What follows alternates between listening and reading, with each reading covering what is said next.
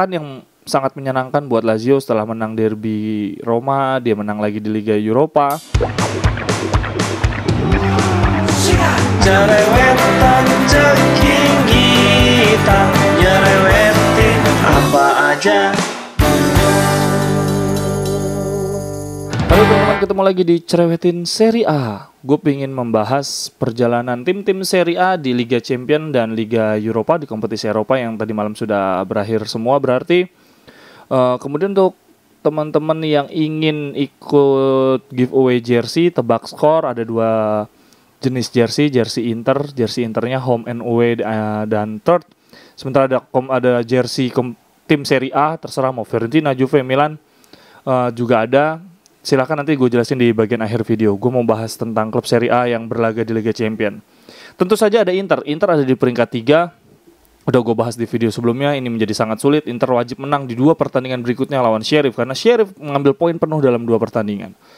Kemudian yang menarik lagi adalah AC Milan kalah 1-2 lawan Atletico.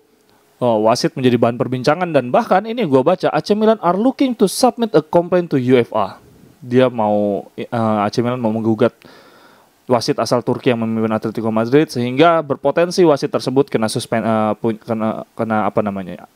kena scores gitu ya. Dan sejauh ini berarti AC Milan ada di peringkat paling bawah di grup berapa AC Milan itu? Di grup B. Liverpool mengambil poin penuh, kemudian di bawahnya ada Atletico Madrid. Sementara Porto ada 1 poin di peringkat 3 dan AC Milan ada peringkat 4. Masih ada nggak peluang AC Milan? Masih ada banget, cuman ya memang relatif sulit itu untuk yang AC Milan.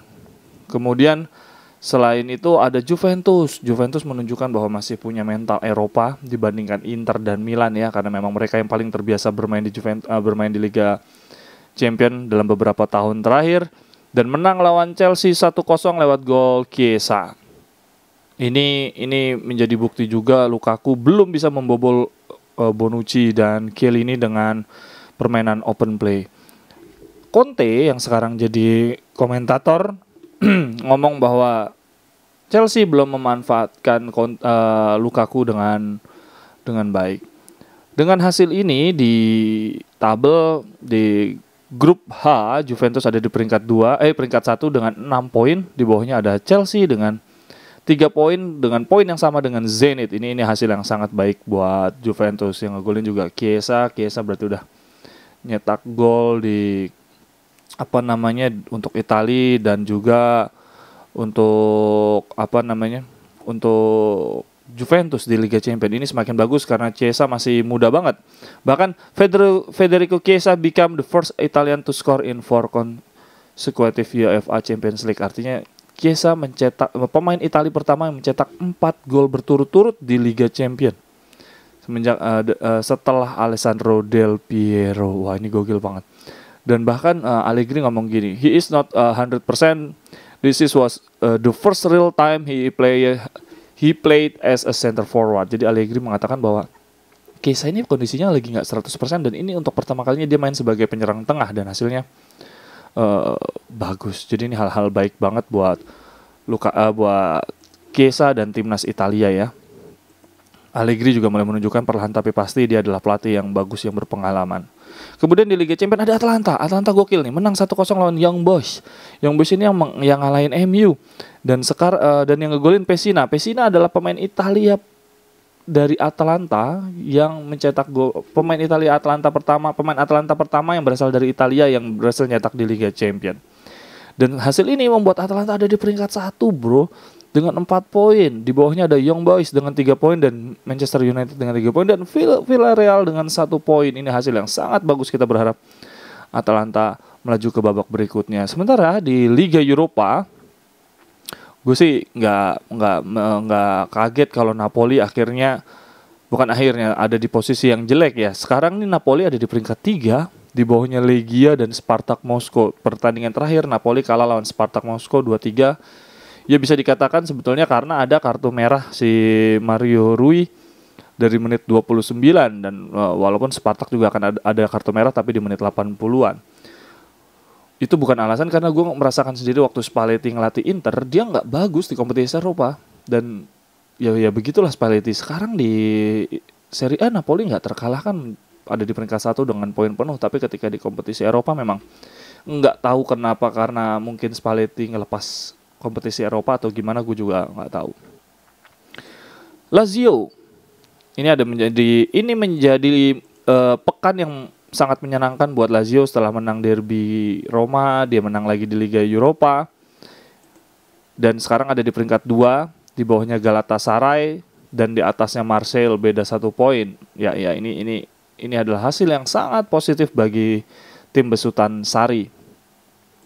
Kemudian Roma di Liga Konami, apa sih, European Conference ini, tentu saja lawannya nggak begitu sulit, sehingga Roma sekarang ada di peringkat 1 dengan 6 poin, golnya juga banyak banget. Gua rasa Mourinho akan fokus ke sini untuk dapetin 1 piala. Gue yakin banget Mourinho nggak akan mau mengakhiri liga tanpa gelar juara. Itu untuk hasil kompetisi Eropa, dan selanjutnya akan ada pertandingan Liga Italia. Di Liga Italia kita tahu sendiri, kita bahas dari peringkat 1-nya Napoli yang masih bertengger dengan raihan poin penuh, 6 kemenangan dalam 6 laga. Ini sangat amat luar biasa bagi Napoli dan Spalletti. Tapi di pertandingan berikutnya mereka akan dijamu oleh Fiorentina. Fiorentina sendiri ada di peringkat 5 loh, di atasnya Lazio, di atasnya Atalanta, dan di atasnya Juventus. Berarti Fiorentina nggak kaleng-kaleng nih. Ini dan Napoli juga baru aja kelelahan kemarin di Liga Eropa. Dia mainkan Insigne, ada Insigne sebagai starting, ada Politano juga, Koulibaly, Manolas, artinya menggunakan pemain inti di 3 hari sebelumnya. Napoli lebih kelelahan secara fisik dibandingkan Fiorentina. Ini menjadi pekan yang menarik. Kenapa? Karena banyak banget nih tim-tim besar saling bertemu, dan abis itu kita break internasional break lagi. Jadi ini benar-benar raihan yang perlu positif, karena abis itu jeda kompetisi kan. Kemudian di peringkat 2-nya AC Milan dengan 16 poin akan menjamu Atalanta. Wow, ini akan seru banget, apalagi Atalanta sudah bisa diperkuat oleh Luis Muriel. Inter Milan akan menghadapi Sassuolo. Di antara semua tim papan atas, Inter yang akan menghadapi tim relatif lebih mudah, Sassuolo, karena ada di peringkat 12. Tetapi perlu diingat, Inter itu selalu kesulitan lawan Sassuolo, dan Sassuolo adalah tim yang nggak pernah terdegradasi di Serie B. Selain Inter, ada 2 tim yang belum pernah terdegradasi sama sekali. Pertama Inter, yang kedua Sassuolo. Tapi kan Sassuolo juga baru ke Serie A baru akhir-akhir ini. Itu fakta menarik dari Sassuolo. Kemudian untuk Roma yang saat ini ada di peringkat 4, ada di atasnya Lazio ya si Roma ini. Roma akan berhadapan dengan mana? Roma akan berhadapan dengan Empoli. Oh sorry, berarti yang lawannya paling mudah bukan. Oh enggak, betul Empoli bahkan ada di atasnya Sassuolo. Ini makanya tim-tim papan atas lagi menghadapi lawan yang sangat-sangat sulit nih. Kemudian ada lagi Fiorentina, tadi udah di peringkat 5, dia akan berhadapan dengan Napoli. Kemudian Lazio itu akan berhadapan dengan Bologna. Bologna itu ada di peringkat 11, masih di atas Sassuolo. Jadi Inter yang justru paling gampang di pekan ini. Kemudian selain itu Atalanta tadi akan menghadapi Milan.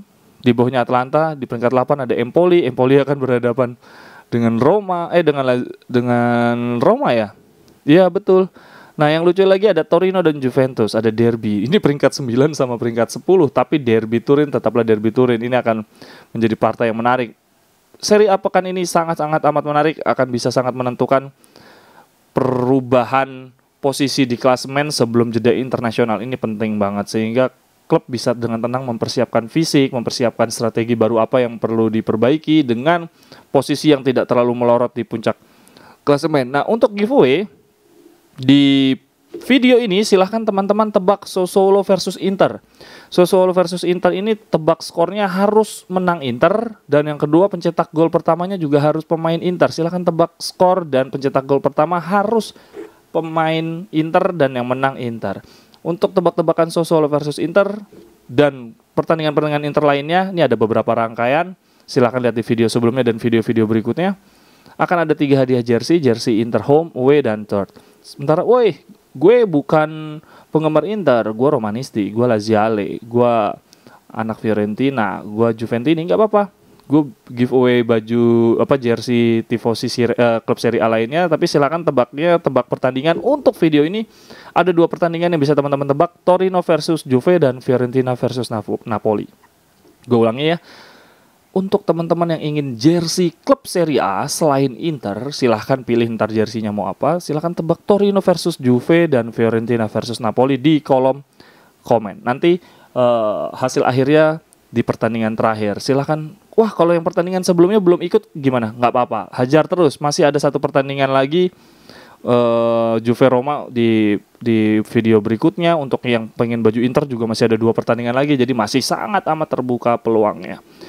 Terima kasih teman-teman yang sudah banyak kasih komentar, ngasih saran. Gua sangat apresiasi. Kita ngobrol-ngobrol tentang klub Serie A dan dan Inter Milan. Sampai ketemu di cerewetan Serie A dan cerewetan Inter berikutnya. Bye-bye, thank you. Cerewetan ceking kita, nyerewetin apa aja.